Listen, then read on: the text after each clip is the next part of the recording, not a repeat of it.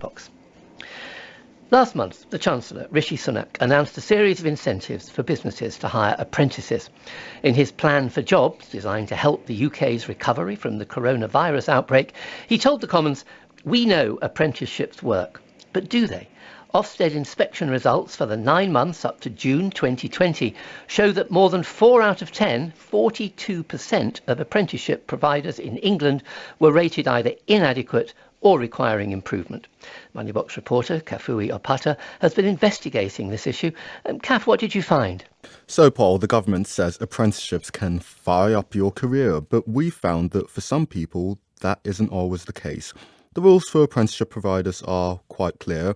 Apprentices must receive training, the majority of which should be on the job. You need to pay them at least the minimum wage, and they must be subject to the same working conditions as other employees in similar roles. I spoke to 22-year-old Chloe, who saw this as an opportunity to learn and earn. So what did she do? She applied for an apprenticeship.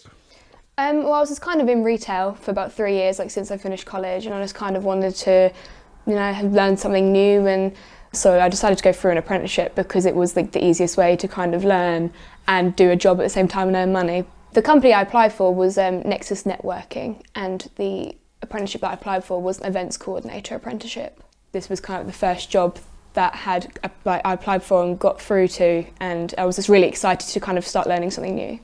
So, Kath, did Chloe get what she was looking for? Sadly not. She says she didn't get the training or the new skills that she was expecting. I started to kind of see some red flags, that things didn't seem right, and even though I knew I hadn't been in sort of a corporate situation before, there were some things to me that didn't seem right. I was doing this sort of stuff without properly being trained. This is an email that I sent to a colleague that kind of was trying to explain how I felt. There have just been numerous things at work that really have brought me down, and I got into a state of mind that I'm not good enough. I spoke to Danny Neville, Chloe's former boss at Nexus Networking. If you don't mind me bringing up one of our case studies, yes. Chloe, describe to me the type of training she'd be Okay, so receiving. it could be as basic as, for example, how to answer phone calls, how to use the PC systems. Do you think you need an apprenticeship for something like that? I think you need to learn, if you've not had those experiences before. Chloe did raise that she was having issues. She talks about feeling belittled. She talks about this entire experience as an apprentice at Nexus Network and having a toll on her mental health. Well, that's disappointing to hear, because no one wants that to happen to anyone. The bits you're saying now, I didn't realise were a continued feeling. So, Kath, how is the quality of apprenticeships checked? Well, in England, that's down to the regulator, Ofsted, and part of their role is to keep tabs on apprenticeship providers, which they do through inspections. I met up with Paul Joyce. He's Ofsted's Deputy Director of Further Education and Skills. We talked about why more than 4 out of 10 apprenticeship providers are not meeting expectations. That is worrying, but that does represent a very small number of the providers that are operating. If we look at the figures for 2018 to August 2019, it paints a similar picture, and this is a larger sample. What happened in that case? We prioritise our limited resources, and we will inspect providers that we think need inspecting. You prioritise your limited resources. Is there an issue with funding? In terms of funding, and if you're talking certainly about our resources, these have been cut over time, and that has made us think very carefully about how we inspect, how frequently we inspect, and the level of resources that we have to go and do the inspections. So inevitably, if we were able to inspect providers more frequently or to deploy larger inspection teams, we would be able to give a higher degree of assurance than some of our inspectors currently do. That was Kath talking to Paul Joyce from Ofsted. Well, Gillian Keegan is the Minister for Apprenticeships and Skills. I asked her what the government's doing to improve the quality of apprenticeships in England. We have got a lot of providers who have entered this market, and not all of them are at the right quality. So we have actually introduced a register, and we've strengthened the register. So we basically got rid of anybody who is inadequate, and we're going to continue to look to strengthen that.